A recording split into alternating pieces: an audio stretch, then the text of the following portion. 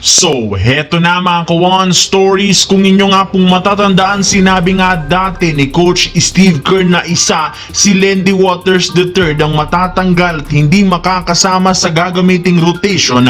Ngunit ngayon, na-realize nito na kailangan niyang ipasok si Lindy Waters sa kanilang gagamiting rotation. Tara't pag-usapan natin yan at talakayin ng balitang papasok at makakasama na nga sa wakas ang 7'1" center ng Lakers sa kanilang lineup. Pero bago yan, please don't forget to hit the notification bell at mag-subscribe sa aking channel.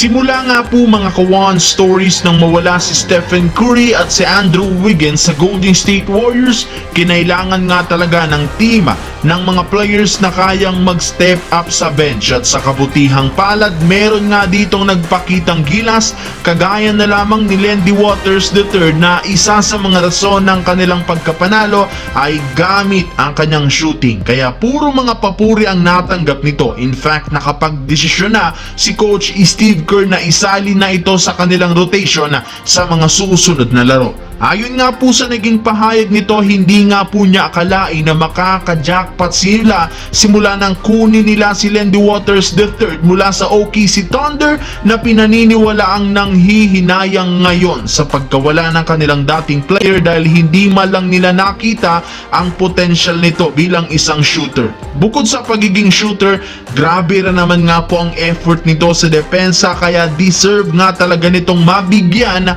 ng mas maraming playing time. Samantala, matapos nga po ang ilang araw na pagkatalo ng Lakers, sa wakas tuluyan na rin naman nga silang nakabalik sa winning column matapos nilang patumbahin kanina ang Toronto Raptors. Pero bagamat naging sobrang ganda ng kanilang panimula nang tambakan nila ang Raptors, sobrang lamyari naman ang performance nila sa second half dahil kamuntikan pa sila ditong mahabol. Mabuti na lamang nagawan pa rin naman nilang maprotektahan ang kalamangan sa pangunguna ni Anthony Davis at LeBron James. Syempre dahil nga sa pagkapanalo, umakyat na sa 4-2 ang kanilang record sa Western Conference.